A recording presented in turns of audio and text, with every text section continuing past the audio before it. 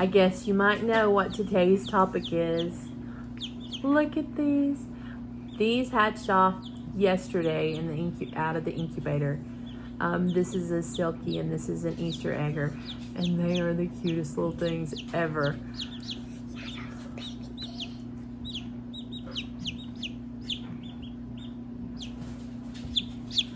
Alright, you gonna take them back? Careful. Very careful. Okay. Gently take it back. Okay.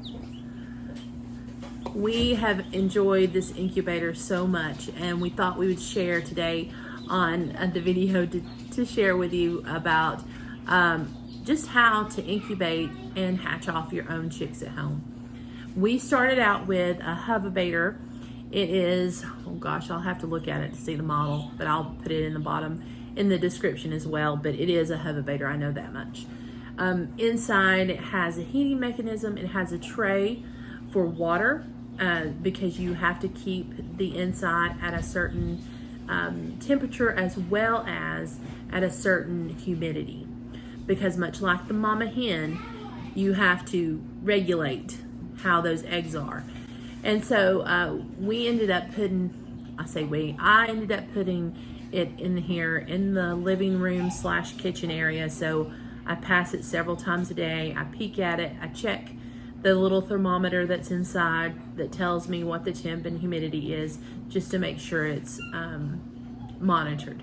We don't want it to get above 101, no more than 101 and a half, and no less than like 99 and a half. There's a little window right there. And also with the humidity, it's from, in the beginning, it's 50, 55 to 65. So that's your window there on humidity as well. And if it starts to,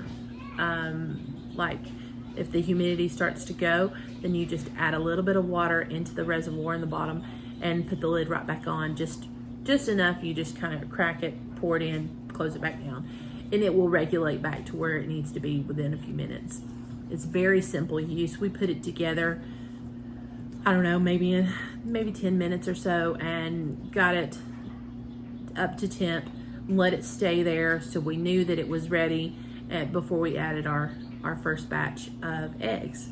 We had, to begin with, we had 12 Easter eggs. We had 3 silky eggs.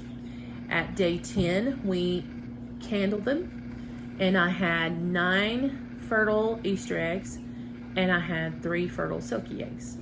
On day 21, we had 3 silkies that hatched, and thus far we've had 6 Easter eggs that have hatched. We have 3 Easter eggs still in the incubator right now.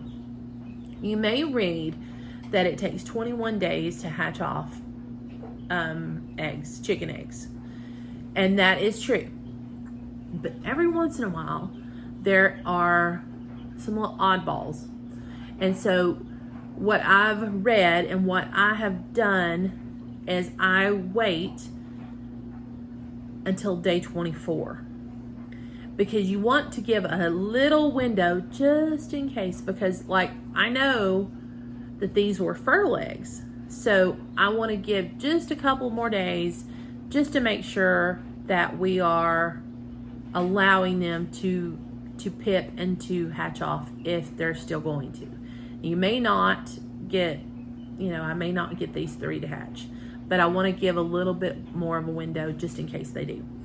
Now, when I say pip, if you're brand new to this, pipping means there's a little crack in the egg somewhere around. It could be on the very top, it could be on the bottom. You will see a little bit of a shell breakage when it comes to day 19 and on. When it comes to day 18-ish, don't candle your eggs anymore. You can candle them at any point. This is what I've done. I candle at day 10 and no more. That's because you're kind of halfway in the middle, like 21 days. So you're at day 10 or 11. You're candling there. You know which ones are fertile. You know which ones are not. And that way you can separate and leave the fertile ones inside, take the non-fertiles away.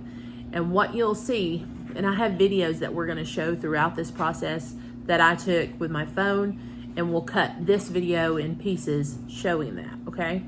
So you've got, on your first day of candling, your first day 10, you should see like spidery veins, and you should also see a little black dot inside. You may even get to see a little bit of movement. And I'm telling you, it was one of the sweetest things to see that. It was so fun. I got a little teary-eyed, to be honest. It was really something. I enjoyed it so much. And then on the unfertile eggs, when we candled those, it was just clear, and then like you could see a yellow yolk, and it was very apparent which ones were and were not. Because I was really nervous, thinking, oh my goodness, I'm not going to be able to know which ones really are ready and which ones are not. It was pretty apparent. There was only maybe like I had some really dark olive eggers that it was a little harder to see, but for the most part, I could tell pretty easily. I could see the veins, and I could see the little chick. So again, so we've got the day 10 we candled. I left them until day 19 or late day 18. On day 18, I bumped up the humidity to about 65 to 75%. And the reason you want to do that is because after they pip, there's a membrane inside the egg that is exposed. That little membrane needs moisture because it can harden and make it difficult or impossible for the little chick to break away. So if you keep it nice and humid inside the incubator, that membrane will stay pliable, they can break through a lot easier, and the hatch rate is better. So that is one thing you need to remember. I didn't know that until like it was almost, I think it was day 17 that I candled the eggs, and then I read that on some random place, and I was like, whoa, nobody else said this.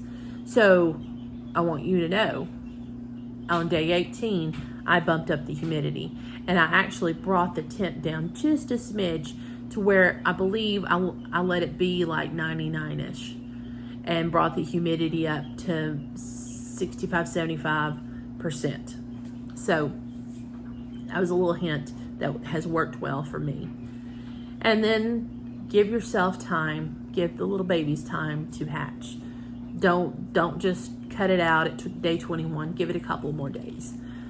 So day 24 is pretty much our cutoff date, unless I see a pip between now and then. We're on day 22. If there's a pip today, and you know, it can take hours, even to a day, before the baby comes out.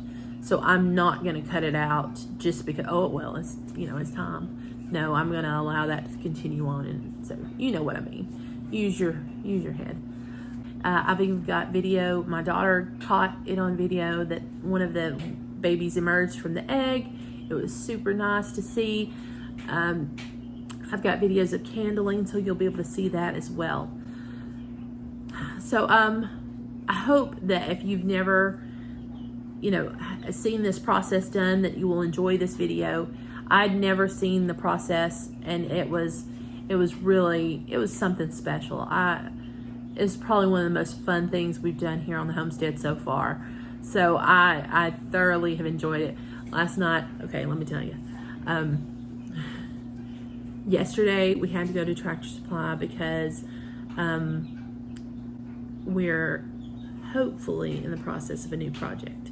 So I needed some things. So my son and the little boy I keep and I went to Tractor Supply. Well, while we were there, they had Morans, and pullets, mind you, not just straight run, but Moran pullets. I'm working on my rainbow basket, so there had to be a purchase of Morans. So that deep dark chocolate egg will be in my future. So I brought home some Morans, and And then, you know, we had the Easter eggs hatch last night, and so I'm super excited about that. And plus, I've got hopefully some olive eggers in there too, so my rainbow basket is really coming along. But yeah, I'm pretty excited about that.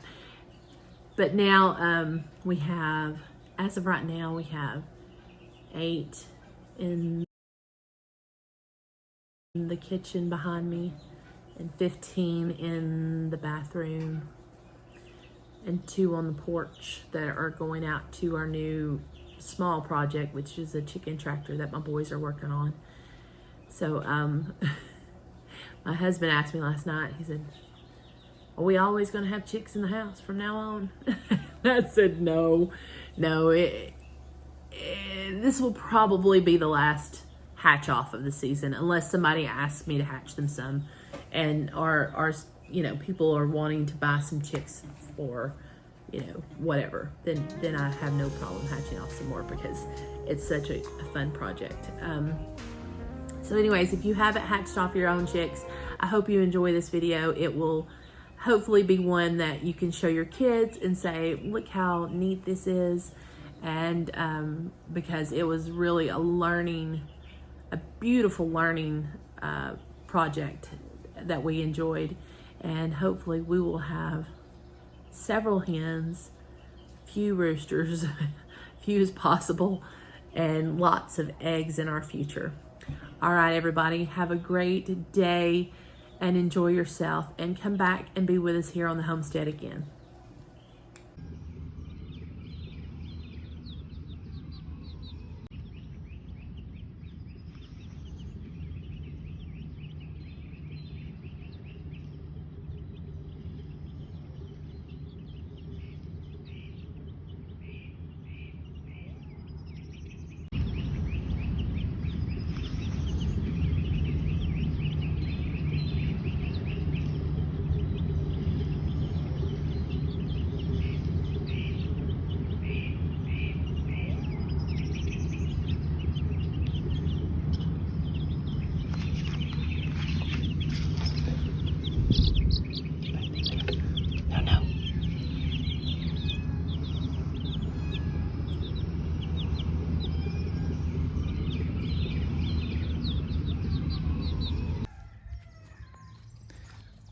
What good is it for me to put a little barrier around them when, oh, they've got to get out, because the grass is always greener, you know? But they don't realize we have some cats that like to hunt. Get back in there, you little rascals. Get back in there. Get back inside. Get back in there. There you go. Get in there. Bootsy's gonna come after you. Get back in there. Get back in. Oh, look, here comes somebody. Go, go, go, go. Get in there, little one. Clara, you... Minerva, don't get them. Get in there. Get in there, little one. Go, go, go. And y'all stay in there, you little varmints.